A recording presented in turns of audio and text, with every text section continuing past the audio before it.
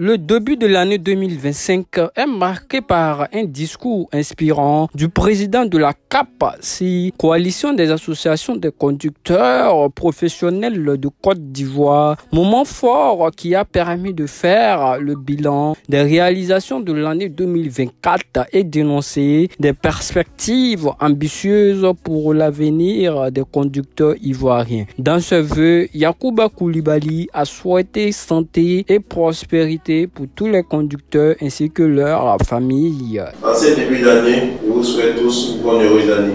Au nom de la coalition. Il a mis en avant l'importance de la solidarité au sein de la profession, soulignant que malgré les défis, l'entraide et la cohésion ont été essentiels pour surmonter les obstacles rencontrés tout au long de l'année.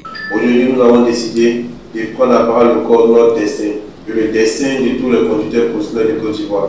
Aujourd'hui, il faut permettre de responsabiliser tous les conducteurs professionnels de Côte d'Ivoire, surtout sur la sécurité routière et le code de la route. Le président a ensuite présenté un bilan détaillé des actions entreprises en 2024. Il a salué les efforts déployés pour promouvoir la sécurité routière, notamment à travers des campagnes de sensibilisation et la formation continue des conducteurs. Parce que cette année, nous allons repartir encore de plus bien en mettant les équipes des différentes structures en Côte d'Ivoire, tels qu'un tournoi en appelant le conducteur des BACA, des taxis, des VTC, des cars, des poids lourds, pour pouvoir travailler sur les codes de la route et la sécurité routière. Et cette année, nous allons plus axer notre sensibilisation sur les formations.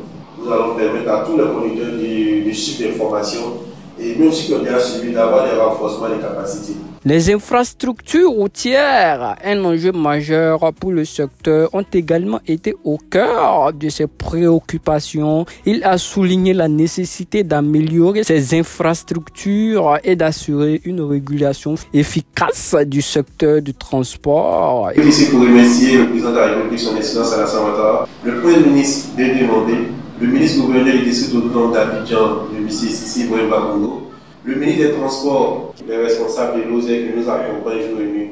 Nous remercions tout le monde. Nous remercions la Chambre des métiers de Côte d'Ivoire. Nous remercions le Haut Conseil. Oui. Merci à tous les syndicats sans exception. Merci à la cellule d'intervention. Merci à toutes les organisations affiliées à la coalition.